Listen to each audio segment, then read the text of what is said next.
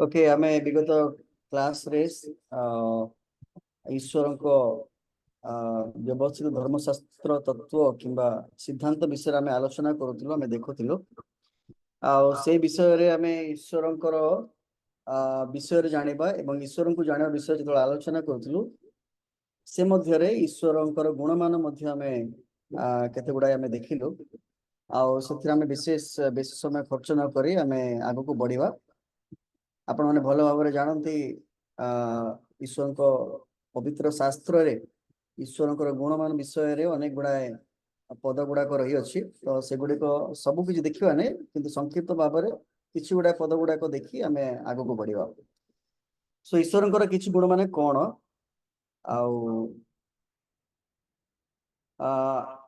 जोड़ा इनकम्युनिकेबल गुण माने आउ कम्युनिकेबल गुण माने जोड़ा ईश्वर स्वयं ईश्वर जो गुण मान रही अच्छी जहाँ कहा प्रति ताहा शेयर किंबा बांटी नहांती ताहा होची आत्म अस्तित्व असीमता एकता सिद्धता अक्षयता सर्वशक्तिमान सर्वत्र सर्वज्ञान जो गुण मान ईश्वर रही ताहा मनीष मान मध्य देखा जाई पारे ताहा होची पवित्रता प्रेम अनुग्रह दया धैर्य उत्तमता धार्मिकता सत्यता विश्वस्तता तापर हमें देखिबा ईश्वर आत्मा अटंती ईश्वर असीम एवं अनंत अटंती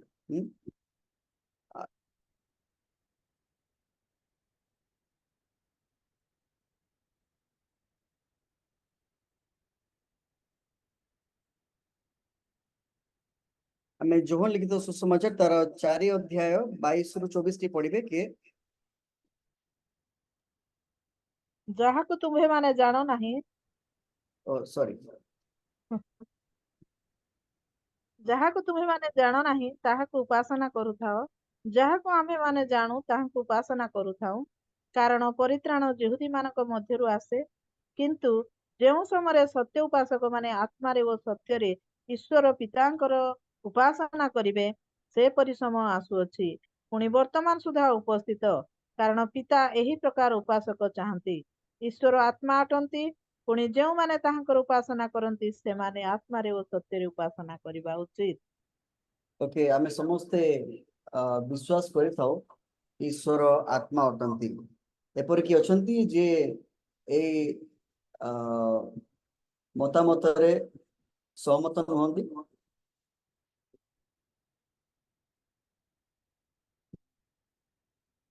समस्ते सहमत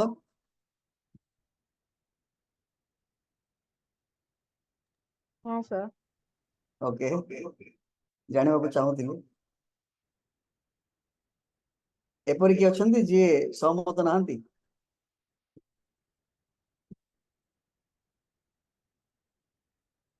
ओके आपण साइलेंस टा मो हाँ बोली माने जदि एपरी किछि थाए ताले मते कहबे ओके ईश्वर असीम एवं अनंत जे वर्तमान अतीत और भविष्य जे सर्वशक्तिमान से ही प्रभु ईश्वर कहती आंभे आरंभ एवं शेष तापर देखा असीम एवं अनंत विषय गीत संहिता 90 एवं 2 पदर लिखा जाए भल भाव जानी जस्ट आम आगे बढ़ा कारण या आम आउ गोटे पर्यायर आम प्रवेश करने को चाहूँ व्यवस्थित धर्मशास्त्र तत्व एवं सिद्धांत विषय ओके ईश्वर अपरिवर्तित ईश्वर केबे परिवर्तन बा बदलती नहीं परिवर्तन हुअंती नहीं गोटे उदाहरण कहबी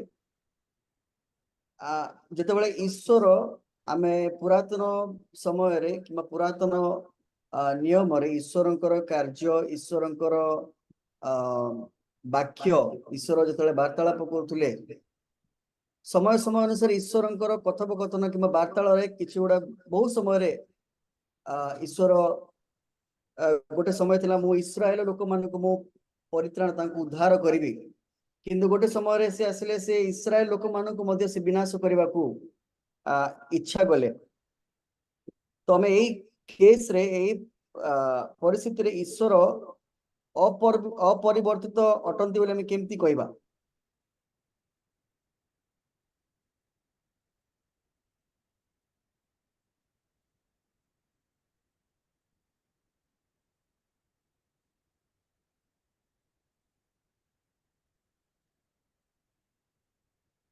अपरिवर्तनीय माने ईश्वर जहा कहिसंती से सेधिरे स्थिर अछंती आ प्रतिज्ञा से जहा करंती सेथिरे से स्थिर अछंती। ओके तो वर्तमान मु जो कहली एई परिस्थिति रे ईश्वर अपरिवर्तित ना परिवर्तित? परिवर्तित अपरिवर्तित परिवर्तित सार। अच्छा परिवर्तित काहेकि? टिके अच्छा ताको एक्सप्लेन करिवे काहे कि एवं कारण? परिवर्तित काहींकि ईश्वर तांकर प्रतिज्ञा उपरे जो माने तांकटरे भरोसा करी तांकर इच्छा अनुसार सदा सर्वदा दृष्टि करंती सदा सर्वदा विश्वस्त रे चालंती सेमानक प्रति ईश्वर अपरिवर्तनीय। किंतु मु जदि एबे ईश्वर को जानिछि बोली पाप करिवि ताहेले परिवर्तन ही मते दंड देबे सेटा होती परिवर्तन। ओके आउ किए?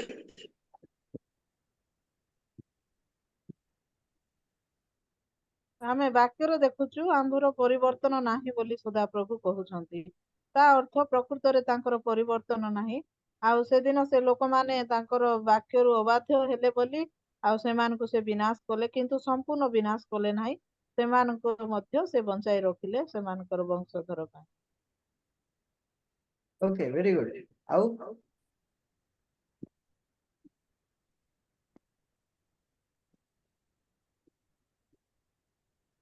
बहुत भलो ईश्वर अपरिवर्तित ताहार अर्थ एहा नुहे जे ईश्वर सॉरी ईश्वर परिवर्तित केबे आमे कहि परिबा नाही कारण ईश्वरक वाक्य रे ईश्वर जहांक प्रति इच्छा प्रकाश करंती एवं ईश्वरकर योजना जो मनुष्य हो किंबा देश हो प्राणी हो जो सृष्टि प्रति ईश्वरकर प्रतिज्ञा रही थाए ताहार अर्थ से सृष्टि से मनीष से मानव जाति आउ से इस्राएल लोक जो मैंने ईश्वर प्रति इच्छा रखती ईश्वर प्रति आज्ञाबह हुए से निमंते ईश्वर अपरिवर्तित तो ईश्वर केबे परिवर्तित हुअंती नाही।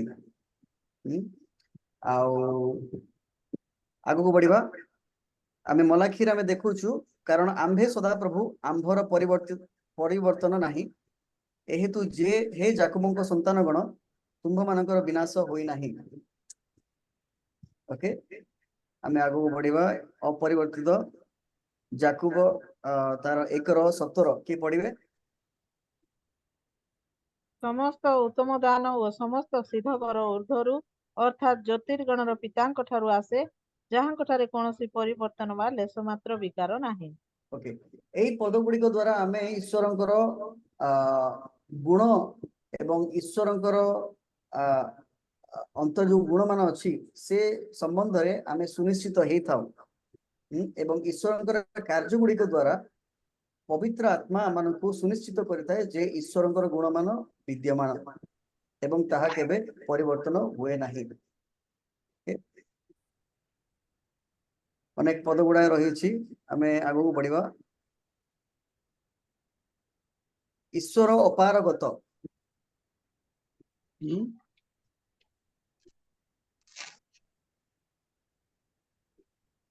पढ़िबे इसाईया 40:12-13 କିଏ ଆପଣା ହସ୍ତର କୋଷରେ ଜଳରାଶି ମାପି ଅଛନ୍ତି, ଚାଖଣ୍ଡ ଦ୍ୱାରା ଆକାଶ ମଣ୍ଡଳର ପରିମାଣ କରିଅଛନ୍ତି ଓ ଗଉଣୀରେ ପୃଥିବୀର ଧୂଳି ସବୁ ଭରି ଅଛନ୍ତି। ପର୍ବତଗଣକୁ ନିକ୍ତିରେ ଓ ଉପପର୍ବତ ଗଣକୁ ତରାଜୁରେ ତଉଲି ଅଛନ୍ତି। ସଦାପ୍ରଭୁଙ୍କର ଆତ୍ମାକୁ କିଏ ଆଦେଶ ଦେଇଅଛି ଅବା ମନ୍ତ୍ରୀ ହୋଇ କିଏ ତାହାକୁ ଶିକ୍ଷା ଦେଇଅଛି? ईश्वर असीम अपारगत पद गुड़िक द्वारा आमे अपार देखिबो पाई थाउ। सर अपार हबो। अच्छा अपार अपार ओके धन्यवाद ताले अपारगत शब्द एपरि नाही right Aseem okay thank you मु ताको करेक्ट कर देबी।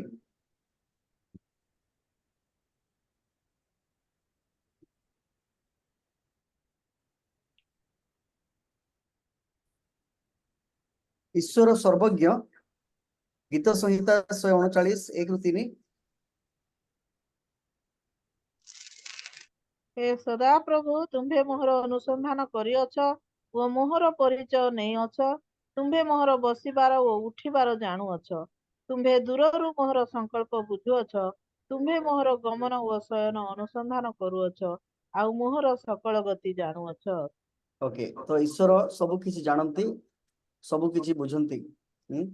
ଆଉ ଏଇ କ୍ଲାସର ଶେଷରେ କେତେ ଗୁଡାଏ କ୍ୱେଶ୍ଚିନ୍ ଅଛି, ଆମେ ଆଲୋଚନା କରିବା। ଈଶ୍ୱର ଯଦି ସବୁ କିଛି ଜାଣନ୍ତି, ତାହେଲେ ଆଜିର ସମୟରେ ବର୍ତ୍ତମାନ ଯୁଗରେ କାହିଁକି ଏ ପ୍ରକାର କାର୍ଯ୍ୟ, ଏ ପ୍ରକାର ଘଟଣା ଗୁଡାକ ଘଟୁଛି?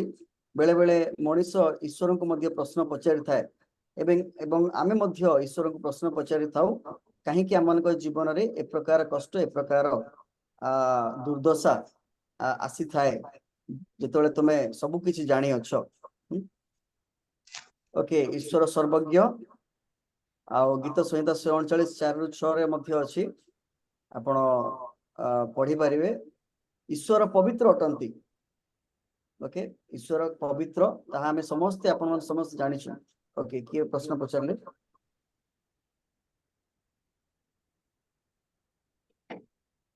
ଓକେ, ଈଶ୍ୱର ସର୍ବଶକ୍ତିମାନ।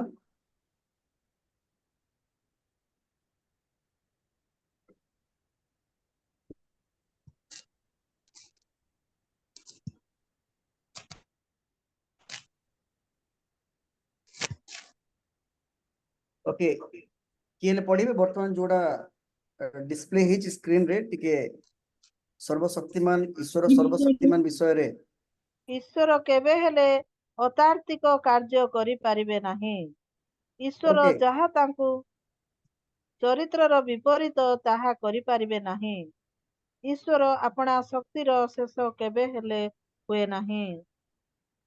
ଓକେ, ଟିକେ ବୁଝେଇ ପାରିବେ କିଏ ହେଲେ? ଅତାର୍କିକ କାର୍ଯ୍ୟ ମାନେ କଣ? ତର୍କ ତାଙ୍କ ସାଙ୍ଗରେ କିଏ କରି ନ ପାରନ୍ତି। ଓକେ,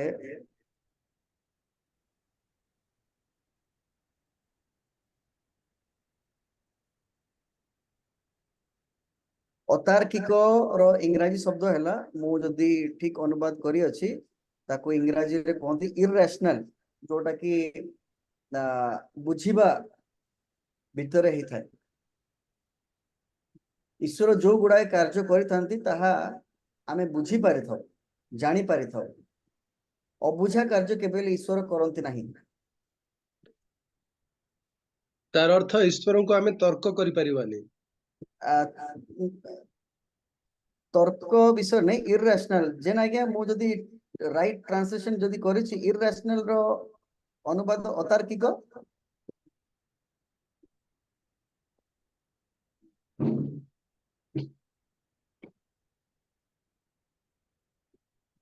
ବେଳେ ବେଳେ କେତେଟା ଇଂରାଜୀ ଶବ୍ଦର ଓଡିଆ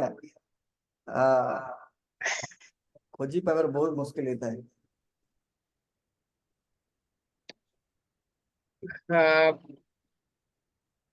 ଇରାସନାଲ,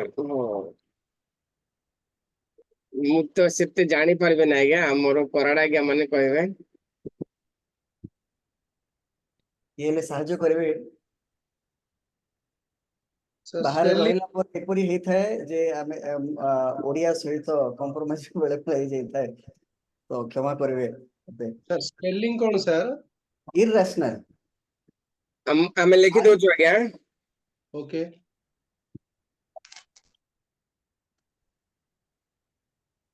अनरिजनेबल टॉकिंग होता है, मतलब से यस कथार किछि मूल्य नथिबो सेमति यस टाइप। यस, ଯୋଉ କଥା, ଯୋଉ ବିଷୟର ମାନେ ଅବୁଝା ଯୋଉ କହନ୍ତି। ଓକେ, ତ ଅତାର୍କିକ ମେ ବି ହେଇପାରେ, ରାଇଟ୍ ୱାର୍ଡ ହେଇ ନ ପାରେ, ବଟ୍ ଏନିୱେ ମୁଁ ଖୋଜିକି ତାକୁ କରେକ୍ଟ କରିବାକୁ ଚେଷ୍ଟା କରୁଛି, ଯୋଉଟା ଅତାର୍କିକ ଯଦି ଠିକ ଶବ୍ଦ ନୁହେଁ। ବିବେକ ରହିତ ନା? ଆଜ୍ଞା ବିବେକ ରହିତ ଅଜ୍ଞାନ କାର୍ଯ୍ୟ ଯୋଉଟା କହନ୍ତି, ଆଜ୍ଞା ଆଜ୍ଞା, ସେଇଟା। ଓକେ ଅଜ୍ଞାନ କାର୍ଯ୍ୟ। ଓକେ, ମୁଁ ବି ନୋଟ କରେ। आज्ञा हिंदी रे बेतुका माने जो कथार किसी अर्थ नहीं सेमती बेतुका हिंदी शब्द आज्ञा आज्ञा ठीक ତା ଅର୍ଥହୀନ କାର୍ଯ୍ୟ କରିବେନି। ଯୁକ୍ତିଯୁକ୍ତ ହେବା ସାର୍। ହଁ ଯୁକ୍ତ ଯୁକ୍ତ okay thank you very much everyone समस्ते अनेक गुड़ा शब्द नहीं आनिले ओके बेले बेले आमे अनुवाद कार्य करबा समय रे एक प्रकार नुहे जे आमे सब की जानि अछु बेले बेले हमको मध्य जानिबा को पड़ी थाए तो समस्त को धन्यवाद ओके ईश्वर जहाँ तांको चरित्र विपरीत ताहा करि परिबेनी तार अर्थ कोन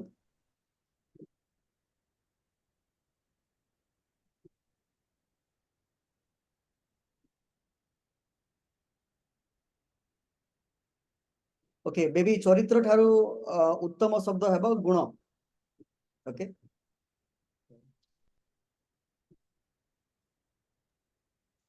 ହଁ ଈଶ୍ୱର ଈଶ୍ୱର ତାଙ୍କର ଗୁଣ ଆଜ୍ଞା ମାନ କୁହନ୍ତୁ କୁହନ୍ତୁ ବିପରୀତ ହବନି। ଈଶ୍ୱରଙ୍କର ଗୁଣ ବିପରୀତ ହବନି। ଓକେ ମନେକର ପ୍ରେମ ଦୟା ଅନୁଗ୍ରହ ଏଗୁଡାକ ବିପରୀତ ହବନି। दया एवं सॉरी प्रेमर विपरीत कोन ଅପ୍ରେମ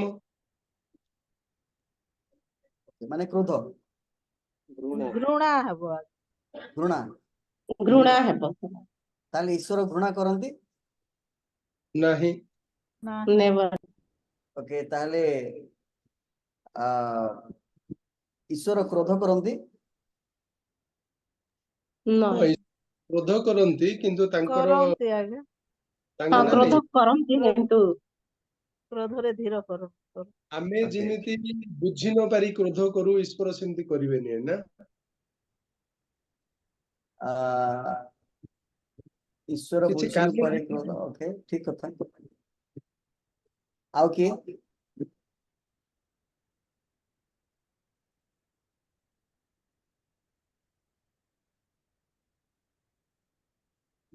ओके ईश्वर आपण शक्तिर शेष ईश्वर का आपण शक्तिर शेष केबेले हुए नहीं ओके ता सर्वशक्तिमान जहा ହଁ ईश्वर तांकर विषय रे एठी हमें आलोचना कलु ईश्वर सर्वव्यापी से सर्वत्र स्थान रे अछंती सबुठार अछंती आउ गीत संहिता 139 रो 7-10 जदि हमें पढ़िबा ताहले तुम्भा आत्मा ठार मु केउठा को जीवी अबा तुम्भा साक्षात मु केउठा को पळाइबी जदि मु स्वर्ग को आरोहण करे तेबे तुम्हे सेठारे जदि मु पाताल रे बिछणा करे तेबे देखो तुम्हे सेठारे जदि मु अरुणर पक्ष धरे ओ समुद्र प्रांत सीमा रे बास करे सेठारे हे तुम्भर हस्त मते चलाइबो ओ तुम्भर दक्षिण हस्ते मते धरिबो ओके सो ईश्वर सर्वव्यापी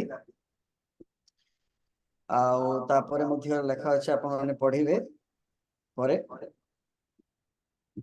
ओके चेतावनी भाव रे जदि आमे देखिबा ईश्वर सर्वव्यापी किए पढ़िबे एव्री पुस्तक 4 अध्याय 12 रु 13 କାରଣ ଈଶ୍ୱରଙ୍କ ବାକ୍ୟ ଜୀବନ୍ତ ଓ କାର୍ଯ୍ୟ ସାଧକ ପୁଣି ଦ୍ୱିଧାର ଖଡ୍ଗ ଠାରୁ ତୀକ୍ଷ୍ଣତର ଆଉ ପ୍ରାଣ ଓ ଆତ୍ମା ଗ୍ରନ୍ଥି ଓ ମଜ୍ଜାର ବିଚ୍ଛେଦ ପର୍ଯ୍ୟନ୍ତ ପରିଭେଦକ ଏବଂ ହୃଦୟର ଚିନ୍ତା ଓ ଭାବର ସୂକ୍ଷ୍ମ ବିଚାରକ ଅଟେ ଈଶ୍ୱରଙ୍କ ଦୃଷ୍ଟିରେ କୌଣସି ପ୍ରାଣୀ ଅପ୍ରକାଶିତ ନୁହେଁ ମାତ୍ର ଯାହାଙ୍କ ଛାମୁରେ ଆମ୍ଭମାନଙ୍କୁ ନିକାଶ ଦେବାକୁ ହେବ ତାହାଙ୍କ ଦୃଷ୍ଟିରେ ସମସ୍ତ ବିଷୟ ଉଲଗ୍ନ ଓ ଅନାବୃତ ଅଟେ ओके ताले ईश्वर सर्वव्यापी आउ से सर्वज्ञ आउ जेतेबेले कोनोसी विषय ईश्वरଙ୍କ दृष्टि रे ताहा लुचि रहि नाही सब किछि प्रकाशित अटे तो एपरि मनुष्य केबे न भाबु जे ईश्वर कोनोसी विषय जानते नाही आउ जे कोन स्थान रे रहू हे पारे मनुष्य लुचि रही भूल काम करथे पारे किंतु से स्थान रे मध्य ईश्वर अछंती आउ देखंती ओके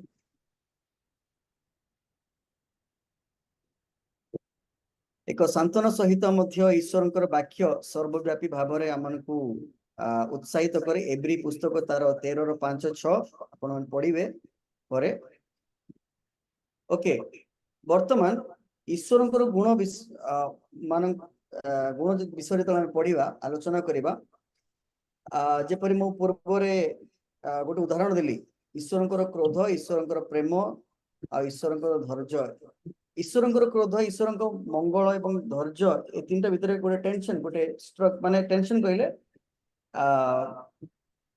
बेले बेले ईश्वरंकर क्रोध आमे बेले नहीं अनेक समय ईश्वर क्रोध आमे देखा पारि न थाउ ईश्वरंकर मंगल ईश्वरंकर धैर्य विषय आमे आलोचना करताउ ईश्वर प्रेममय ईश्वर अटंती आउ वर्तमान जो नूतन समय आमे रहीचु जिते ईश्वरंकर प्रेम को आमे अनुभव करूचु तो ईश्वरंकर क्रोधर प्रकाश वर्तमान आम मानक समय रे नूतन समय नियम समय रे प्रकाशित होई नाही किंतु ताहार अर्थ नुहे जे ईश्वरंकर क्रोध प्रकाशित केबे हेले हेबो नाही ईश्वरंकर क्रोध निश्चय प्रकाशित हेबो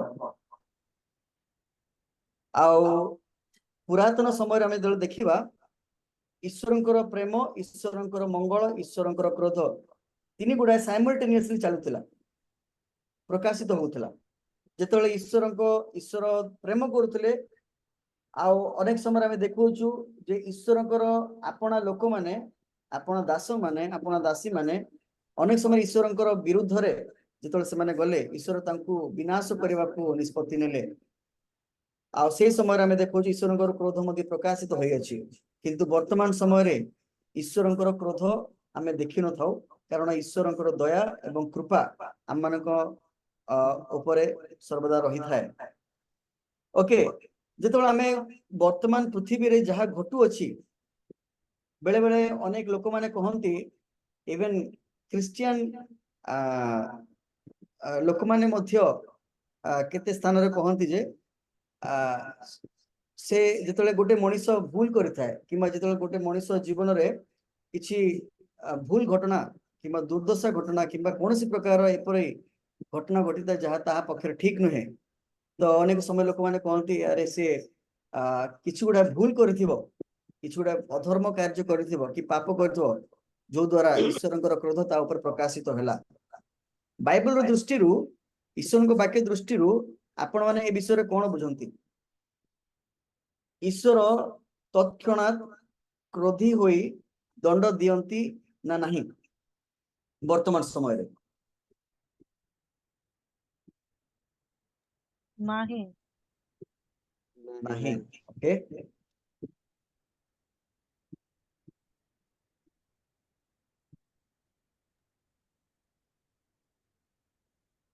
शीघ्र कहबे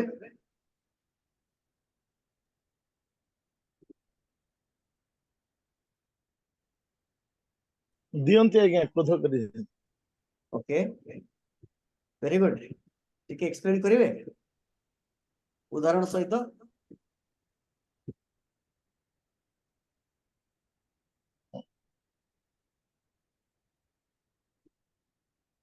आज्ञा उदाहरण सहित टिके ताको बुझेबे टिके कि प्रकार भाव रे ईश्वर क्रोधी होई दंड देई थांती वर्तमान समय रे ओ वर्तमान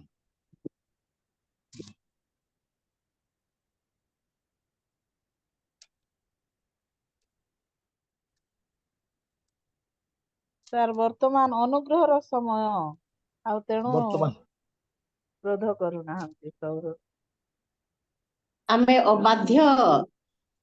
अबाध्य तांकर अबाध्य हेतिले से केबे केबे दंड दियंती हमको चेतावनी दियंती सेटा दंड नुहे सेटा आम निर्बुद्धिर फल जोड़ा कह जाए आम निजे भूल बाटर जाई सेतरे निजे फसी था सेटा ईश्वर दंड नुहे दंड हले आम ठिया ही परिबानी नूतन नियम रे आमे नूतन नियम रे देखिबा जे हनानिय सफीरा एग्जांपल होची हनानिय सफीरा जे से माने परमेश्वर विरुद्ध रे पाप करले आ परमेश्वर से मान को दंड देले आ ए प्रकार किछि भूल अछि जो भूल को प्रभु आमान को समय दियंती पुनर्बार रिपेंटेंस करी की फेरिबा पई आ किछि भूल अछि जो भूल को प्रभु संगे संगे दंड मत दियंती नहीं आज्ञा सेटा ताठू तो आहुरी बेसी डेंजर अपराध वर्तमान होउची सेमान तो केवल लुचेइले एटा तो चर्च रे भी लोक लुटी नेउछंती वर्तमान ईश्वरंकर दंड सांगे सांगे आ प्रकाश नहीं ईश्वरंकर धैर्य काम करछि एबे ଈଶ୍ୱର ଅପେକ୍ଷା କରୁଛନ୍ତି। ଆଚ୍ଛା, ଈଶ୍ୱରଙ୍କ ଦଣ୍ଡ କହିଲେ ଆମେ କଣ ବୁଝିଥାଉ? ଦଣ୍ଡ ଦଣ୍ଡ ତ ଶାସନ କିନ୍ତୁ ଆମେ ସାଧାରଣତଃ ଦଣ୍ଡ କହିଲେ ଆମର ସାଧାରଣ ଭାବରେ ଈଶ୍ୱର ଠାରୁ ଦୂରକୁ ପଳେଇବା, ନର୍କ ଯିବା, ଏସବୁକୁ ଆମେ ଈଶ୍ୱରଙ୍କର ଦଣ୍ଡ ବୋଲି ଭାବୁଛୁ। କିନ୍ତୁ ଶୃଙ୍ଖଳିତ ଭାବରେ ତ ସବୁ ଜୀବନରେ କିଛି ଶାସନ ରହିବ, ଶୃଙ୍ଖଳାର ଶାସନ। ଯେମିତି ପାଉଲ ଲେଖିଲେ, କୌଣସି ବ୍ୟକ୍ତି ଯଦି ମଣ୍ଡଳୀରେ ଦୋଷ କଲା, ତାଙ୍କୁ ଶୈତାନ ହସ୍ତରେ ସମର୍ପଣ କରିଦିଅ, ଯେମିତି ସେ ପରିବର୍ତ୍ତିତ ହେଇ ଆସିବେ ବୋଲି। ତେଣୁ ଶୈତାନ ଶାସନ ହସ୍ତରେ ସମର୍ପିତ କରିବାର ଅର୍ଥ କଣ? ଶୃଙ୍ଖଳିତ ହେବେ, ସିଏ ପରମେଶ୍ୱର ମନେ ପକେଇବେ, ପରମେଶ୍ୱରଙ୍କର ଅବଜ୍ଞା କରିବାରୁ ତାଙ୍କ ପ୍ରତି ଏସବୁ ଘଟିଛି, ସେ ଭୁଲ କରିଛନ୍ତି, ପରମେଶ୍ୱରକୁ ଜାଣିଲା ପରେ ବି ଭୁଲ କରିଛନ୍ତି, ଅନୁତାପ କରି ଫେରି ଆସିବେ। ସବୁ କ୍ଷେତ୍ରରେ ତାହା ସାଧିତ ଅଟେ? ନାଇଁ, ସବୁ କ୍ଷେତ୍ରରେ ନୁହଁ। ଓକେ, ସାର୍ ଆଜ୍ଞା। ଯଦିଓ ଈଶ୍ୱର ସହିଷ୍ଣୁ, ଚିର ସହିଷ୍ଣୁ ନୁହଁ, ସେ ଦଣ୍ଡଦାତା ମଧ୍ୟ ଅଟନ୍ତି। ଏଣୁ ଆମମାନଙ୍କର ଦୁର୍ବଳତା ପ୍ରମାଣେ ସେ ସମୟରେ ଆମମାନଙ୍କୁ ବିଭିନ୍ନ ପ୍ରକାର ଛୋଟ କିମ୍ବା ବଡ଼ ଦଣ୍ଡ ଦିଅନ୍ତି।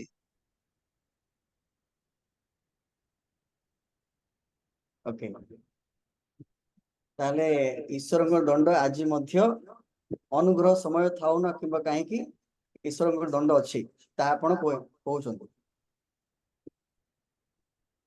ତାହେଲେ ଅନ୍ତିମ ପର୍ଯ୍ୟାୟରେ ଯେତେବେଳେ ଯୀଶୁଖ୍ରୀଷ୍ଟଙ୍କର ଆଗମନ ଏବଂ ଈଶ୍ୱର ଯୀଶୁଖ୍ରୀଷ୍ଟ ପ୍ରକାଶିତ ହେବେ, ସେତେବେଳେ ଲେଖା ଅଛି ଈଶ୍ୱର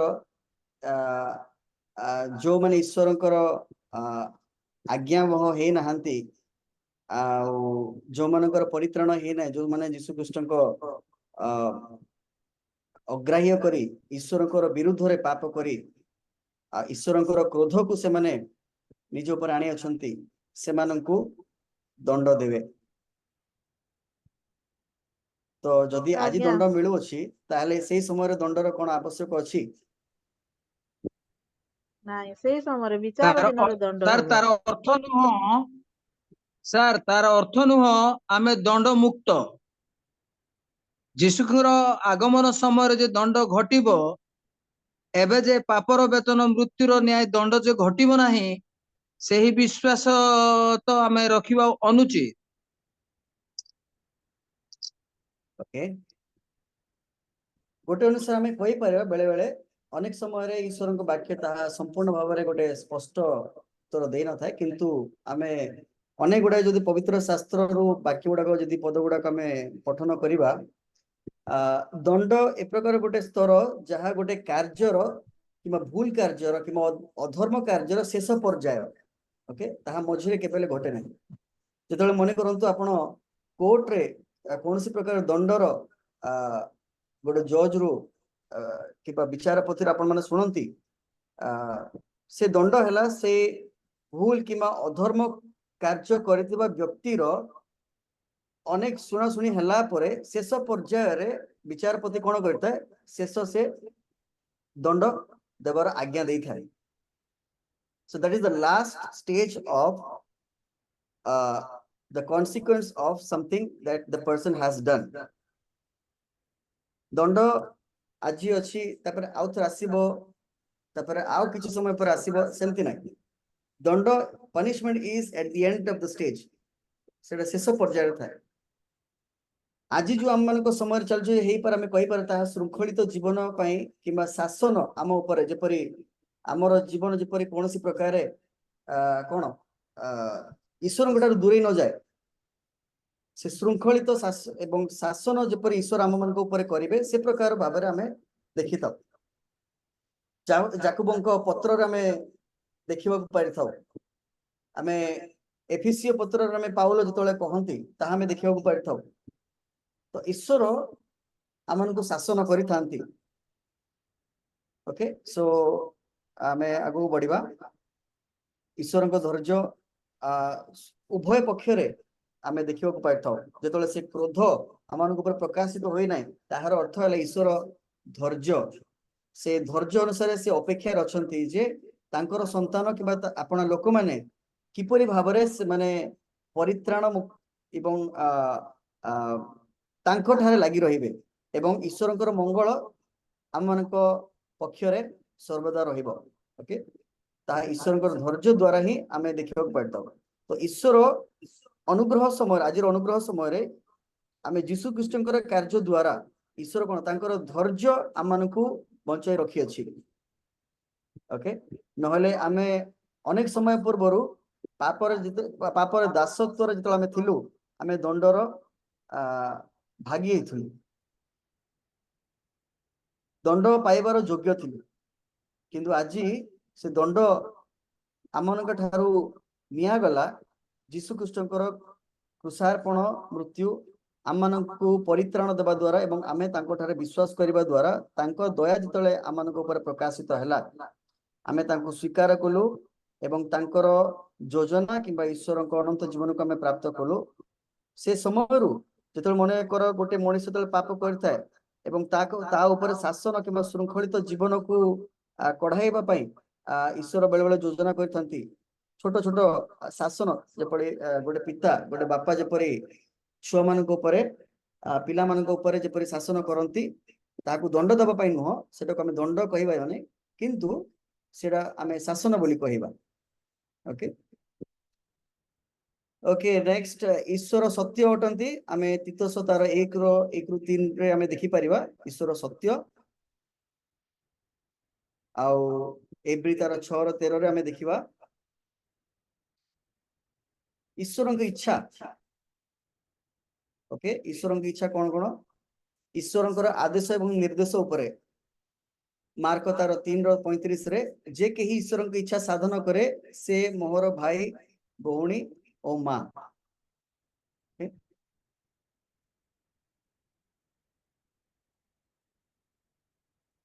ईश्वर जहा घटेवा पई योजना करियछंती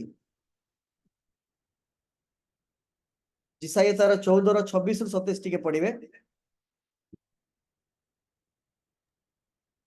समुदाय पृथ्वी विषय एही मंत्रणा स्थिर होइअछि ओ एही हस्त समस्त गोष्ठी उपरे विस्तीर्ण होइअछि कारण सैन्याधिपति सदा प्रभु मंत्रणा करिअछंती आउ ताहा किए अन्यथा करिबो ओ ताहांकर हस्त विस्तारित होइअछि आउ किए ताहा फेराइबो ओके तो ईश्वर अनेक गुडे कार्य गुडिक घटिबा पई मंत्रणा करिथांती ओके से he has decided he predestined many things to be done or happened okay एफिसियो 1 रो 11 रो मध्ये देखिबा ईश्वर अपन इच्छा किपरि साधन करिया करिथांती ओके अनेक गुडे पद गुडाक अछि जो द्वारा आपण माने देखिबे आमे शीघ्र आगु बढ़िबा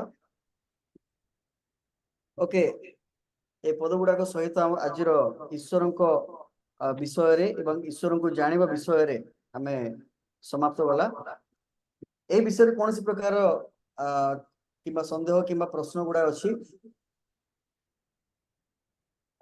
जेनाके को अनुरोध करे किबा मु जदी पचारिबा को चाहे आगे ए जूम लिंक रे ग्रुप डिस्कशन रो कोनसी प्रकार उपाय अछि कि ना इन जनरल हमें डिस्कस करि परिबा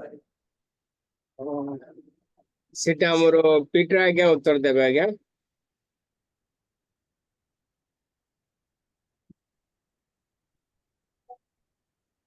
हमरो जनरल भितर हम डिस्कशन करि परिबा सर जनरल भाबे डिस्कशन हां करि हां पार कारण डाउट गुडा को क्लियर ही परिबो हम समस्त पर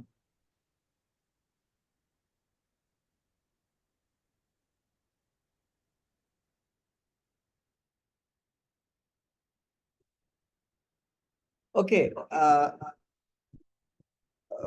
कोनस प्रकार प्रश्न संदेह जदि थाए कि ताले पचारि परिबे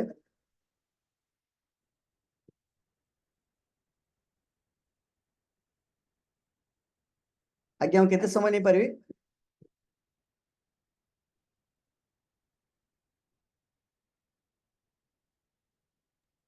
आ गोटे 10 मिनिट नहीं पारे आज्ञा आज्ञा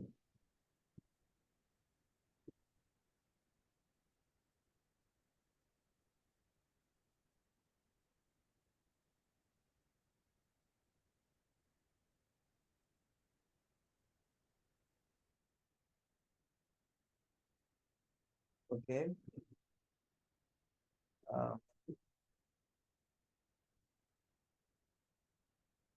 ଆପଣ ମାନେ ଯେହେତୁ ଈଶ୍ୱରଙ୍କର ବାକ୍ୟରୁ ପ୍ରଚାର କରିଥାନ୍ତି, ଈଶ୍ୱରଙ୍କ ବାକ୍ୟକୁ ଭଲ ଭାବରେ ପଢନ୍ତି, ତ ମୁଁ ଚାହିଁବି ଜଷ୍ଟ ମୁଁ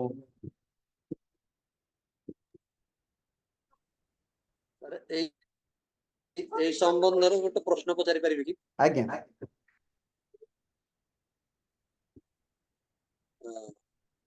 ଏଇ କ୍ରୋଧ ବିଷୟରେ ଆଜ୍ଞା ମାନେ କ୍ରୋଧ ରିଲେଟେଡ ଅଛି ସେଟା, ମାନେ ଆମ ପରିତ୍ରାଣ ସମ୍ବନ୍ଧରେ ପରିତ୍ରାଣ ସମ୍ବନ୍ଧରେ ପ୍ରଶ୍ନଟା ଏଇଟା, ଜଣେ ବ୍ୟକ୍ତି ପବିତ୍ର ଆତ୍ମା ପ୍ରାପ୍ତ ହେଲା, ପରିତ୍ରାଣ ପ୍ରାପ୍ତ ହେଲା, ତାପରେ ସେ ପୁଣି ପାପ କଲା, ପୁଣି ଅନୁତାପ କଲା, ପୁଣି ପାପ କଲା, ପୁଣି ଅନୁତାପ କଲା, ପୁଣି ପାପ କଲା।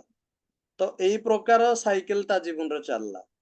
ତ ଏଇ ବିଷୟରେ ଆମେ ସେଠି କୌଣସି ଏମିତି ଚିନ୍ତା କରିପାରିବା କି ଯେ ସେ ବ୍ୟକ୍ତି ପରିତ୍ରାଣ ପାଇଛି କି ପାଇନି, ସେ ବିଷୟରେ ଆପଣଙ୍କର କଣ ଧାରଣା? ମାନେ ଏଇ ଶିକ୍ଷା ଅନୁସାରେ, ମାନେ ବେଳେ ବେଳେ କିଛି ଲୋକ କିଛି ପରିସ୍ଥିତି ହେଲା ପରେ ବଦଳି ଯାଆନ୍ତି, ପୁଣି ସେ ପରିସ୍ଥିତି ଠିକ ରାସ୍ତାକୁ ଆସିଲା ପରେ ପୁଣି ମାନେ ଜଗତର କାର୍ଯ୍ୟ ଭଳି ସେ ପ୍ରକାର କାର୍ଯ୍ୟ କରନ୍ତି, ମାନେ ରିସାଇକେଲ ହୁଏ ଯେମିତି ସେଟା। ତ ତ ଏଇ ସମ୍ବନ୍ଧରେ ଆପଣଙ୍କର କଣ ମତ? ଯାହା ଈଶ୍ୱରଙ୍କର ବାକ୍ୟର ମତ, ତାହା ମୋର ମତ।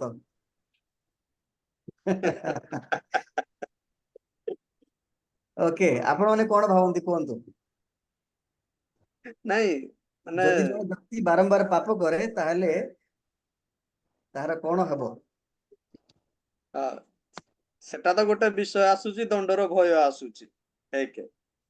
ଦ୍ୱିତୀୟ ବିଷୟ ହଉଛି ଡାଉଟ ରହିଲା ପରିତ୍ରାଣ ପ୍ରତି, ଦଣ୍ଡର ଭୟ ବି ରହିଲା, ପରିତ୍ରାଣ ପ୍ରତି ଡାଉଟ ବି ରହିଲା। ତାପରେ ଯୋଉ ପ୍ରକାର ପ୍ରଚାର କରୁଛନ୍ତି କିଛି ଯେ ପରିତ୍ରାଣ ପାଇଲ ମାନେ ସବୁଦିନ ପରିତ୍ରାଣ, ଗୋଟେ ଥର ପାଇଲ ମାନେ ସବୁଦିନ ପରିତ୍ରାଣ, ଏଟା ଗୋଟେ ପ୍ରଶ୍ନ ମାନେ ଆମର ଉତ୍ତର ରହିଲା। କିନ୍ତୁ ବାପ୍ଟିଷ୍ଟ ର ଗୋଟେ ବାପ୍ଟିଷ୍ଟ ନାହିଁ, ସରି କୋଉ ଦଳର, ସେମାନଙ୍କର ମତରେ ଯଦି ତୁମେ ନିସ୍ୱାର୍ଥପର ଭାବେ ପାପ କର, ତେବେ ଆଉ ପାପ ନିମନ୍ତେ ବଳିଦାନର ବାକି ରହେ ନାହିଁ। ତ ଏଇ 2-3 ପ୍ରକାର ଶିକ୍ଷା ବର୍ତ୍ତମାନ ଚାଲିଛି। ତ ସେଇଥିପାଇଁ ମୁଁ ପ୍ରଶ୍ନ କଲି, ଡାଉଟ ହେଲା, କହିଲି ଏଇ ସମ୍ବନ୍ଧରେ ଏଇଟା ରିଲେଟେଡ ପ୍ରଶ୍ନଟା। ବହୁତ ବଢିଆ ପ୍ରଶ୍ନ, ଭେରି ଗୁଡ କ୍ୱେଶ୍ଚନ। ତାର ଉତ୍ତର କିଏ ଦେଇପାରିବେ?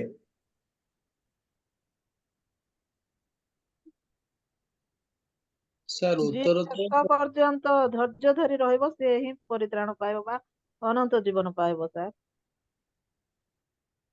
ସେଟା ସତ ନାଇଁ, କଥା। ସେଟା ତ ଉତ୍ତମ କର୍ମର।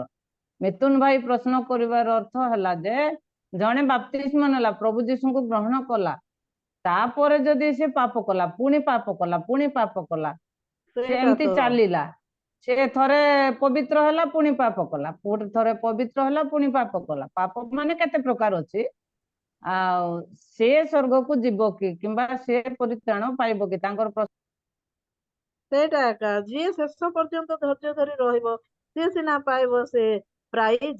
ଆଉ ଯିଏ ଟିକେ ଖେଳିକି ପଳେଇବ, ଟିକେ ଇଏ କରିକି କମ୍ପିଟିସନ ରୁ ଓହରିଯିବ, ସିଏ କେବେ ଆଉ ସେ ପ୍ରାଇଜ ପାଇପାରିବ କି? ଆଉ ମିଥୁନ ଆଜ୍ଞା ଶେଷରେ ଗୋଟେ କଥା କହିଲେ ଯେ ଡକ୍ଟ୍ରିନ କଥା କହିଲେ, ଏଇ ପ୍ରକାର ଡକ୍ଟ୍ରିନ ଚାଲୁଛି। ଆଉ ଆମ ଜାଣତରେ ପୃଥିବୀରେ 80 ପ୍ରକାର ଡକ୍ଟ୍ରିନ ଚାଲୁଛି, ବର୍ତ୍ତମାନ 80 ପ୍ରକାର ଡକ୍ଟ୍ରିନ ଚାଲିଛି ପୃଥିବୀରେ। ତେବେ ବାଇବଲ କଣ କହୁଛି, ଡକ୍ଟ୍ରିନ ୱାନ୍ ସାଇଡ ରଖିବା, ଆମେ ବାଇବଲ କଣ କହୁଛି ସେଇଟାକୁ ଫଲୋ କଲେ ଆମେ ସଠିକ ଉତ୍ତର ପାଇପାରିବା।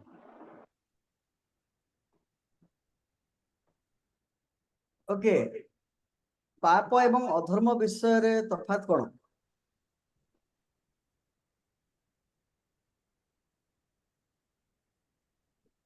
आमे आसीबा परवर्ती पर्याय डॉक्ट्रिन अबाउट सिन क्रम पड़े किंतु जने आमे जतले परित्राण पाइलु ताहा सर पापरु आगे मिथुन सारଙ୍କର ପ୍ରଶ୍ନର ଉତ୍ତର ଏମିତି ଆଲୋଚନା ହେଇଯାଉ ତାପରେ ପାପ ଆଉ ଅଧର୍ମ ଏ ସବୁ ବିଷୟ ହେଲେ ଭଲ।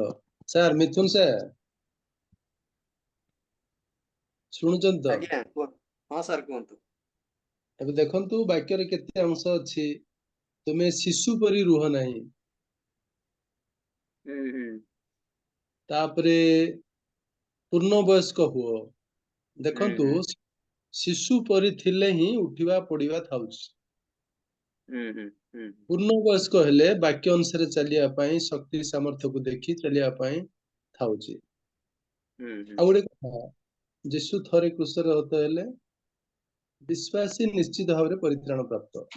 ପରିତ୍ରାଣ ଅନୁଗ୍ରହରେ ପାଇଛୁ ଆମେ, ଆମର କ୍ରିୟାକର୍ମ ଦ୍ୱାରା ବିଲକୁଲ ନାହିଁ। ତେଣୁ ଯୀଶୁଙ୍କୁ ପରିତ୍ରାଣ କର୍ତ୍ତା ବୋଲି ବିଶ୍ୱାସ କରିବା ଦ୍ୱାରା ସେ ପରିତ୍ରାଣ ପ୍ରାପ୍ତ। ପରେ ଯୋଉ ଉତ୍ଥାନ ପତନ ଅଛି ବୋଧେ ସେଟା ମୁଁ ଭାବୁଛି ସେ ପୁରସ୍କାରରୁ ବଞ୍ଚିତ।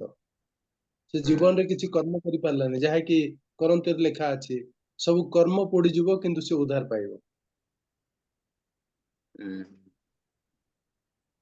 ମୁଁ ଭାବୁଛି ତା ନାଇଁ ସେଟା ताहले ମୋ ओके कोन ताई ସେଟା ମୋର ବି ଧାରଣା ଆଜ୍ଞା କରାଡା ସାର୍, ସେଟା ମୋର ବି ଧାରଣା ଥିଲା। ତ ଡାଉଟ ଏଇ ଯୋଉ ଦୁଇଟା କେତେଟା ଡକ୍ଟ୍ରିନ ଅଛି ନା, ତ ସେଇ ଗୁଡାକ ପ୍ରୋବ୍ଲେମ କରୁଛି ବର୍ତ୍ତମାନ। ଆମେ ସେ ଡକ୍ଟ୍ରିନ ଆଉ ଚାଲିବା ନାହିଁ। ଆଉ ସେଥିପାଇଁ ତ ଏବେ ଆମେ ଏଇ ଶିକ୍ଷାଟା ପାଉଛୁ ନା, ବାଇବଲ ବିଭିନ୍ନ ଅଂଶ ସାଙ୍ଗେ ସାଙ୍ଗେ ଆମେ ବୁଝିପାରୁନୁ। ବିଭିନ୍ନ ଅଂଶ ବିଭିନ୍ନ ଭାବରେ ଥାଉଛି, ତାକୁ ଅଧ୍ୟୟନ କରି ଏସବୁ କରି ଜାଣିବାକୁ ପଡିବ। ଆଉ ଡକ୍ଟ୍ରିନ ତ ବେଶୀ ସମସ୍ତେ ଯିଏ କହିବେ ତାଙ୍କ ଡକ୍ଟ୍ରିନ ତାଙ୍କେ ଦୃଢ ଥିବେ। ନାଇଁ ଆପଣ ଭଲ କଥା କହିଲେ। ସେଇ ବିଷୟଟା ଗୋଟେ ମ୍ୟାଚୁର୍ଡ ଖ୍ରୀଷ୍ଟିଆନ କେବେ ବି ହେଲେ ସେ ଛୁଆ ଭଳି ବୁଦ୍ଧି କରିବ ନା। ओके आमे समाज गड़ी चलु अछि आमे ए प्रश्न गुडा को टिके नोट कर थांतु। पापर स्तर मान अछि कि okay different stages of sin आउ जेपरि आमे आलोचना कलु ख्रिस्टियन जदि जने ख्रिस्टियन व्यक्ति पाप करे तेबे कोन हेबो ए प्रकार किबा एपरि कोनोसी पाप अछि जेउथिरे क्षमा नाही।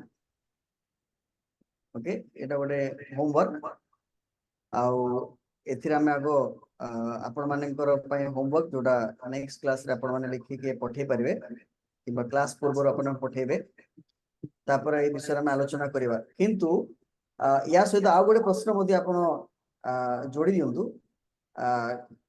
कैन सैल्वेशन बी लॉस्ट परित्राण आमे हरे बा किबा हरे परिबा कि नाही।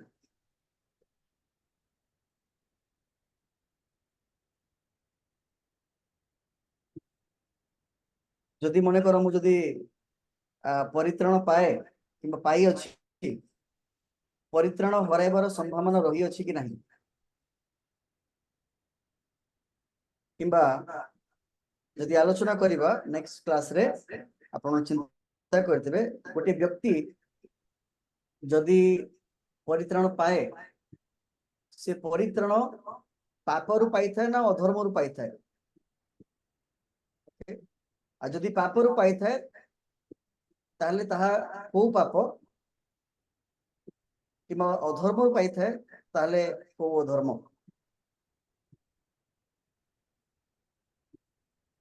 ओके पाप एवं अधर्म विषय रे तफात ए प्रश्न गुडा को टिके नोट कर दियंतु। ये ले जणे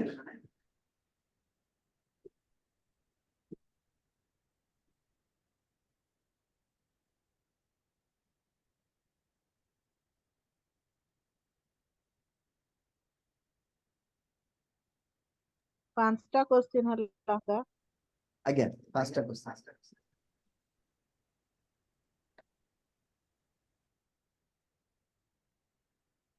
ओके आई थिंक मु ଏଇ ପ୍ରଶ୍ନର ଉତ୍ତର ଆପଣ ମାନେ କରିକି ଆଣନ୍ତୁ, ତାପରେ ଆମେ ହ୍ୟୁମାନ୍ ମାନବ ଏବଂ ପାପ ବିଷୟରେ ଆମେ ଆଲୋଚନା କରିବା ନେକ୍ସଟ କ୍ଲାସରେ।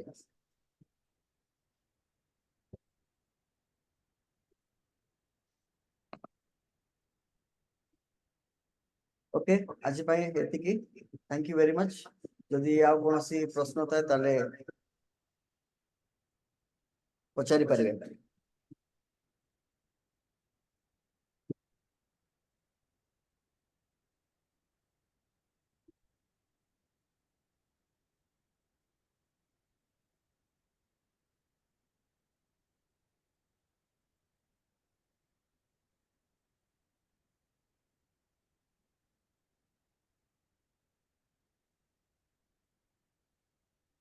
ହନନୀୟ ଏବଂ ସଫିର ବିଷୟରେ ଯେତେବେଳେ ଆମେ ଅଧ୍ୟୟନ କରିଥାଉ ପ୍ରେରିତ ପୁସ୍ତକ 5 ପର୍ବରେ ସେମାନେ ପରିତ୍ରାଣ ପାଇଥିଲେ ନା ନାହିଁ?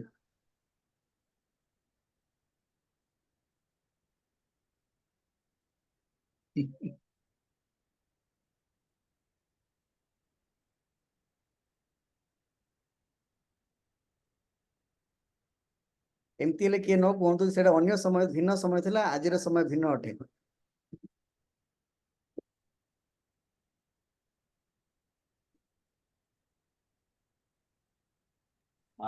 ପ୍ରେରିତ ତାର 2:47 ଅନୁସାରେ ଯେଉଁମାନେ ପରିତ୍ରାଣ ପ୍ରାପ୍ତ ହଉଥିଲେ ସେମାନଙ୍କୁ ମଣ୍ଡଳୀର ଅନ୍ତର୍ଭୁକ୍ତ କରାଯାଉଥିଲା।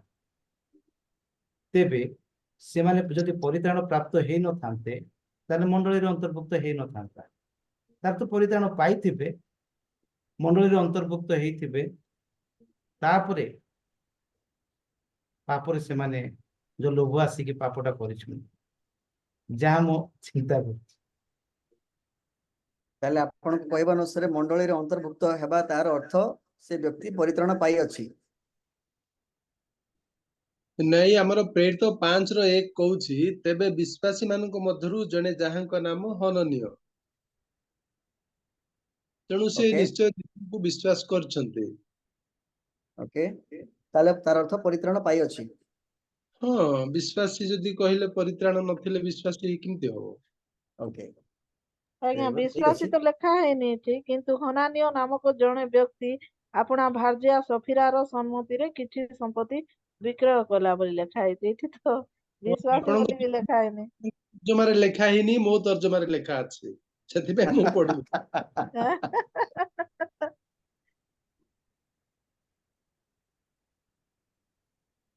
ଓକେ, ତାହେଲେ ଚର୍ଚ୍ଚା ହେଲା ହନନୀୟ ସଫିରା ବିଶ୍ୱାସୀ ଥିଲେ ନା ନାହିଁ। ବିଶ୍ୱାସୀ ତ ଥିଲେ, ବିଶ୍ୱାସୀ ତ ଆଜି ବି ଅଛୁ ନା, ଆମେ ସମସ୍ତେ ବିଶ୍ୱାସୀ, କିନ୍ତୁ ସମସ୍ତେ ଆମେ କଣ ପରିତ୍ରାଣ ପାଇଛୁ କି? ପରିତ୍ରାଣର ଅର୍ଥ କଣ?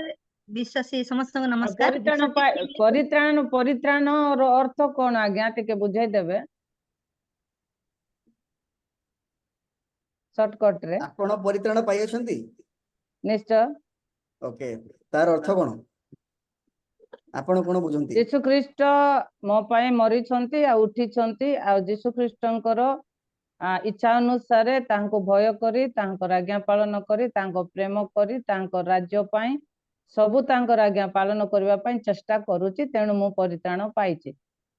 ତାହେଲେ ଯୀଶୁ ଖ୍ରୀଷ୍ଟ ଆପଣଙ୍କ ପାପ ପାଇଁ କ୍ରୁଶାର୍ପିତ ହେଲେ, ମୃତ୍ୟୁବରଣ କଲେ। ଆଜ୍ଞା ଆଜ୍ଞା, ପୁନର୍ବାର ଉଠିଲେ। ଓକେ, ମ୍ୟାଡାମ, ସେମିତି ଆପଣଙ୍କର ମତ ତ ସେମିତି ଅଛି। ଆଜ୍ଞା, ପରିତ୍ରାଣ ଆମମାନଙ୍କର ପାପରୁ ହିଁ ପରିତ୍ରାଣ। ପାପ ସକାଶେ ଯୋଉ ଦଣ୍ଡ ଥିଲା, ସେ ଦଣ୍ଡରୁ ବର୍ତ୍ତମାନ ଯୀଶୁ ଖ୍ରୀଷ୍ଟ ଉଦ୍ଧାର କରିଦେଲେ। ହଁ ଯେ ଆଜ୍ଞା, ଆମେ ଉଦ୍ଧାର କର୍ତ୍ତା ଯେ ଏମିତି ଉଦ୍ଧାର କରିବେ କି? ସମସ୍ତଙ୍କୁ ଉଦ୍ଧାର କରିବେ କି? କାହିଁ ମୋର କରିବେନି? ପ୍ରଶ୍ନ ହେଲା ସେଟା। ସିଏ ତ ସମସ୍ତଙ୍କୁ ଜଣେ ଉଦ୍ଧାର ହେଲେ କରିବେ? ବିନଷ୍ଟ ହେବେ ଏହା ସେ ଚାହାନ୍ତି ନାହିଁ ପରା, ଆଉ କେମିତି ସେ ପରିତ୍ରାଣ ସମସ୍ତ ଦେବେ? ଆଚ୍ଛା ସମଗ୍ର ମାନବ ଶୁଣନ୍ତୁ, ଜାତି ସୁସମାଚାର ଘୋଷଣା କର, ସେମାନଙ୍କୁ ବାପ୍ତିସ୍ମ ଦିଅ, ମୋର ଶିଷ୍ୟ କର ବୋଲି କହିଲେ। ଶିଷ୍ୟ ହଁ ଯେ କରିକିରି ପରିତ୍ରାଣ ନଦେବେ, ଏମିତି କଣ ଅଛି କି? ନାଇଁ ନାଇଁ, ମୋ କହିବାର ବିଷୟ ଆପଣ ମାନେ ବୁଝିଲେ ନାହିଁ। ଏବେ ଆମେ ଧରନ୍ତୁ, ଆମେ ଯେତେ ଜଣ ବସିଛୁ, ବୁଝିଲେ କି, ଆମେ ହଁ, ସବୁ ଜାଣିଛୁ ବାକ୍ୟ ବିଷୟରେ, ଆମେ ସବୁ କରିଛୁ, ଆମେ କରୁଛୁ, ପାଳନ କରୁଛୁ, ଆମର କନଫିଡେନ୍ସ ଅଛି ବୋଲି ଆମେ କହିବା। ଯଦି ଆମେ ଶେଷ ପର୍ଯ୍ୟନ୍ତ ଧୈର୍ଯ୍ୟ ନ ଧରିକି ଯଦି କିଛି ଝୁଣ୍ଟିବା ଆମେ ପରିତ୍ରାଣ ପାଇବା କି? ମୋର ପ୍ରଶ୍ନ ହେଲା ସେଟା। ଆପଣ କାମ କରୁଛନ୍ତି ବୋଲି ପରିତ୍ରାଣ ମିଳେନି, ଧର୍ମ କର୍ମ କରୁଛନ୍ତି ବୋଲି ପରିତ୍ରାଣ ମିଳେନି ଆପଣଙ୍କୁ। ନାଇଁ ନାଇଁ କି ସେଟା ମିଳେନି, ସେଟା ମୁଁ କହୁନାହିଁ। ବିଶ୍ୱାସୀ କହିଲେ ଅନନ୍ୟା ସଫିରା କଥା ଆସିଲା ତ, ଅନନ୍ୟା ସଫିରାଙ୍କର ଚିନ୍ତାଧାରା ଗୁଡାକ ଆପଣ ପଢିଛନ୍ତି ନା ନାଇଁ? ସେମାନେ କଣ କଣ ଭାବିଛନ୍ତି? ସମସ୍ତେ ଯେହେତୁ ଅନେକ ବିଶ୍ୱାସୀ ମାନେ ଏକମତ ହେଇକି ପ୍ରେମରେ ପ୍ରେରିତ ମାନଙ୍କ ପାଖକୁ ସେମାନେ ଧନ ସମ୍ପତ୍ତି ନେଇ ଯାଉଥିଲେ, ଦାନ ଦେଉଥିଲେ। ଏମାନେ ମଧ୍ୟ ସେମାନଙ୍କ ସହିତ ସମାନ ହେବା ପାଇଁ ଚେଷ୍ଟା କରିକି ଲୋକ ଦେଖେଇ ହେବା ପାଇଁ ଯାଇଥିଲେ। ସେମାନେ ପ୍ରକୃତରେ ପରିତ୍ରାଣ ପାଇଥିଲେ କି? ମତେ କୁହନ୍ତୁ। ହଁ, ମୁଁ ଯିବି ତାଙ୍କୁ ପଚାରି। ସିଏ କଣ ବିଶ୍ୱାସୀ କି? ଆପଣ କୁହନ୍ତୁ। ନାଇଁ ନାଇଁ, ସେମିତି ନାଇଁ, ଆମେ ସେମିତି ତର୍କ କରିପାରିବାନି। ସେତେବେଳେ ପବିତ୍ର ଆତ୍ମାଙ୍କର ଯୁଗ ଥିଲା। ପବିତ୍ର ଆତ୍ମା ଜଷ୍ଟ ଆସିଲେ, କେତେ ପବିତ୍ରତା ଥିଲା, ପବିତ୍ରତାର ବ୍ୟବହାର କେମିତି ହଉଥିଲା। ସେତିବେଳେ ମଧ୍ୟ ଯେମିତି କି ଆଦମ ହବାକୁ ପରମେଶ୍ୱର ନିଜ ସାଦୃଶ୍ୟରେ ଗଢିଲେ, ତାଙ୍କ ସହିତ ସବୁଦିନ ସାକ୍ଷାତ କରୁଥିଲେ, ଆଉ ଶୈତାନ ଦ୍ଵାରା ସେମାନେ ପଡିଗଲେ। ଏଇଟା ଗୋଟେ ମୁଁ କହୁଛି, ଏଇଟା ସେଇ ଠିକ ବୋଲି ମୁଁ କହୁନି। ପବିତ୍ର ଆତ୍ମା ଆସିଲା, ସମସ୍ତଙ୍କୁ ଆଉ ପ୍ରଭୁଙ୍କର ଗୌରବ କରିବା ପାଇଁ ଶିଖେଇଲା। କଣ ସମ୍ପତ୍ତି ବିକିକିରି ପ୍ରଭୁଙ୍କର ସେବା କରିବା ପାଇଁ ସମର୍ପଣ କଲେ ମଣ୍ଡଳୀ ନିକଟରେ। ଏମାନେ ତଥାପି ସାଙ୍ଗେ ସାଙ୍ଗେ ଶୈତାନର କବ୍ଜାରେ ପଡିଗଲେ। ସେମାନେ ଆଜ୍ଞା।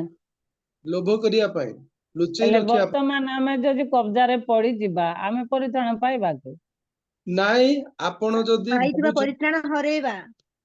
ଶୁଣନ୍ତୁ ଆଜ୍ଞା ମ୍ୟାଡାମ, ଆଜ୍ଞା ଶୁଣନ୍ତୁ। ଆପଣ ଆଜ୍ଞା। ଯଦି ଭାବୁଛନ୍ତି ଖାଲି କ୍ରିୟାକର୍ମ ଦ୍ଵାରା ଧାର୍ମିକତା ଅଛି ବୋଲେ ରୋମୀ ପୁସ୍ତକ ଆଉ ପଢନ୍ତୁ ନାହିଁ। ନାଇଁ, କ୍ରିୟା କର୍ମ ଦ୍ଵାରା ନୁହଁ। କ୍ରିୟା କର୍ମ ଦ୍ଵାରା କିଏ ସ୍वर्ଗକୁ ଯାଏ ନା। କ୍ରିୟା କର୍ମ କଥା ମୁଁ କହୁନାହିଁ। ତାଙ୍କର ସେଇଟା ଜୀବନ କଣ ଥିଲା? ଏବେ ମୁଁ ସେଇଟା ଦେଖନ୍ତୁ, ମୁଁ ଏବେ କାମ କରୁଛି, ପ୍ରଭୁଙ୍କର କାମ କରୁଛି। ପ୍ରଭୁଙ୍କର କାମ କରୁଛି ବୋଲି ଖାଲି କାମରେ ଆକା ମୋର ଜୀବନ ଯିବ କି ନା ସ୍वर्ଗକୁ ପଳେଇବି କି? ସେଇଟା ନୁହଁ। ମୁଁ କହିବାର ବିଷୟ ହେଲା, ସେମାନଙ୍କର ମନର ଚିନ୍ତାଧାରା ଅଲଗା ଥିଲା। ବୁଝିଲେ କି? ମୁଁ ଗୋଟେ ପ୍ରଶ୍ନ, ଆପଣ ଏତେ ଆଲୋଚନା କରୁଛନ୍ତି, ହନନିଆ ସଫିରା କାହା ବିରୁଦ୍ଧରେ ପାପ କଲେ? ପବିତ୍ର ପବିତ୍ର ଆତ୍ମାଙ୍କୁ ଆତ୍ମାଙ୍କ ବିରୋଧରେ। ପବିତ୍ର ଆତ୍ମାଙ୍କ ବିରୁଦ୍ଧରେ। ଆଚ୍ଛା, ପବିତ୍ର ଆତ୍ମାଙ୍କ ବିରୁଦ୍ଧରେ ଯଦି ଯିଏ ପାପ କରେ, ତାହେଲେ ଯୀଶୁ ଖ୍ରୀଷ୍ଟଙ୍କର ଷ୍ଟେଟମେଣ୍ଟ କଣ? କ୍ଷମା ନାହିଁ କ୍ଷମା ବୋଲି। ନାହିଁ ତାକୁ, କ୍ଷମା କ୍ଷମା ନାହିଁ। କ୍ଷମା ନାହିଁ, ମତେ କ୍ଷମା ଅସ୍ୱୀକାର କଲେ ନାହିଁ। ଚଳିବ, ପବିତ୍ର ଆତ୍ମାଙ୍କୁ ଅସ୍ୱୀକାର କଲେ ଚଳିବ ନାହିଁ, କ୍ଷମା ନାହିଁ ତା ପାଇଁ। ତାହାର ଅର୍ଥ ଏଇ ଯୁଗରେ ନା ପର ଯୁଗରେ ଏ ତାଙ୍କ ପାଇଁ ଯୁଗରେ, କ୍ଷମା ନାହିଁ। ସବୁ ଏ ଯୁଗରେ, ସବୁ ଯୁଗରେ। ସମୟରେ। ଠିକ ତ? ମୁଁ ଠିକ କହିଲି ତ? Yes sir. ଆଜ୍ଞା। ଓକେ। ଆଜ୍ଞା, ଟିକେ ଶୁଭିଲାନି, ଆଉ ଥରେ ରିପିଟ କରନ୍ତୁ ପ୍ଲିଜ। ଆଚ୍ଛା, ଯୀଶୁ ଖ୍ରୀଷ୍ଟ କଣ କହିଲେ ଯଦି ଜଣେ ପବିତ୍ର ଆତ୍ମାଙ୍କ ବିରୁଦ୍ଧରେ ପାପ କରିଥାଏ? ଯେ ପବିତ୍ର ଆତ୍ମାଙ୍କ ବିରୁଦ୍ଧରେ, ପୁତ୍ରଙ୍କ କଥା ବିରୁଦ୍ଧରେ କହ। ପାପ କଲେ କ୍ଷମା ମିଳିବ, କିନ୍ତୁ ପବିତ୍ର ଆତ୍ମାଙ୍କ ବିରୁଦ୍ଧରେ କହିଲେ କ୍ଷମା ମିଳିବନି। ଏଇ ପୃଥିବୀରେ ହଁ, ନା ପରଲୋକରେ ମଧ୍ୟ? ପରଲୋକରେ ନାଇଁ, ମଧ୍ୟ, ଏଇ ଇହ କାଳ ପୃଥିବୀରେ ପରକାଳ ସାର୍। ବିଚାର ଦିନରେ ଆଜ୍ଞା। ଏବେ ଓକେ, ବି ଆଉ ଟିକେ ପରେ ବି, ଏବେ ସେ ବି ପରେ ବି। ସେ ପଦକୁ ଟିକେ ପଢିବେ କି ହେଲେ?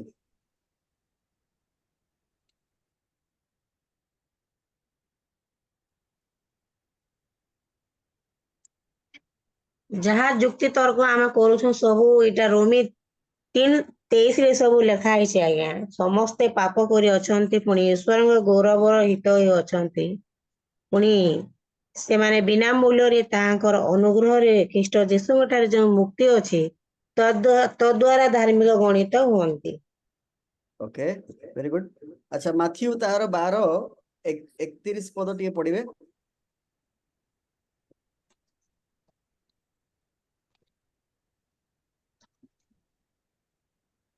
ଅତଏବ ମୁଁ ତୁମମାନଙ୍କୁ କହୁଅଛି, ମନୁଷ୍ୟମାନଙ୍କର ସମସ୍ତ ପାପ ଓ ନିନ୍ଦା କ୍ଷମା କରାଯିବ, କିନ୍ତୁ ଆତ୍ମାଙ୍କ ବିରୁଦ୍ଧରେ ନିନ୍ଦା କ୍ଷମା କରାଯିବ ନାହିଁ।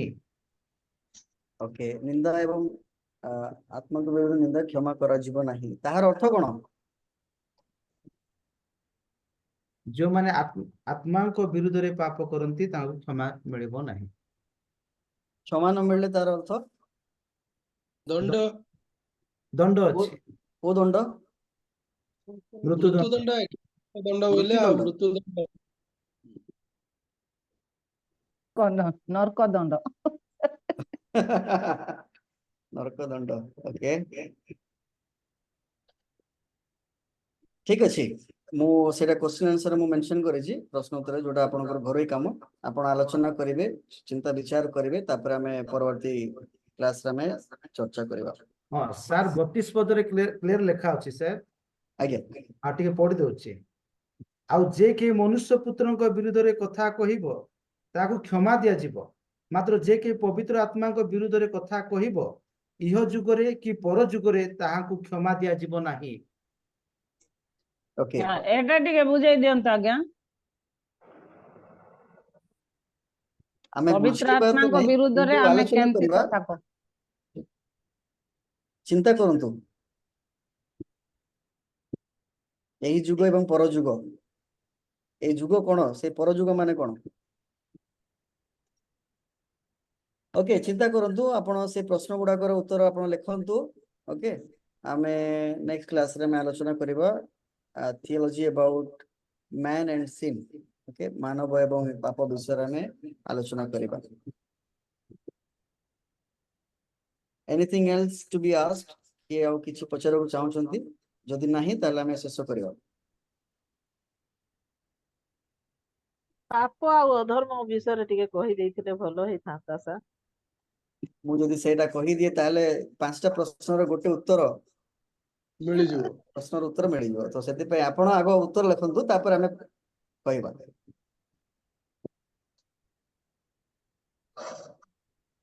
Okay, thank you. Thank you. Over to you, Jena sir. Thank you. Thank you very much. ଏଇ କ୍ୱେଶ୍ଚିନ୍ ର ଆନ୍ସର ଆମେ କେମିତି ଲେଖିବୁ ସାର୍? 2-4 ଧାଡିରେ ଲେଖିବୁ କି ବେଶୀ ବେଶୀ ଲେଖିବାକୁ ପଡିବ? ଆପଣଙ୍କ ଇଚ୍ଛା, ଆପଣ ଯେତେ ଆପଣଙ୍କୁ ପ୍ରଭୁ ଲେଖିବାକୁ କହୁଛନ୍ତି କି ପ୍ରକାଶ କରୁଛନ୍ତି, ଆପଣ ଦିଦି ଲେଖନ୍ତୁ। short and sweet, short and sweet. ହଁ ପରା, ଭଲ। ବେଶୀ ବେଶୀ ଲେଖି ଲେଖି ହାତ ଗୋଡ କଣ ହେଇଯାଉଛି। ହାତରେ ଲେଖୁନ୍ ଦିଦି, ଗୋଡରେ କାହିଁ ଲେଖୁଛୁ? କେନେ ବସୁଛ? ହଉ, ଠିକ ଅଛି, ଆମେ ପ୍ରାର୍ଥନା କରି ଶେଷ କରିବା। ଆଉ ଆମର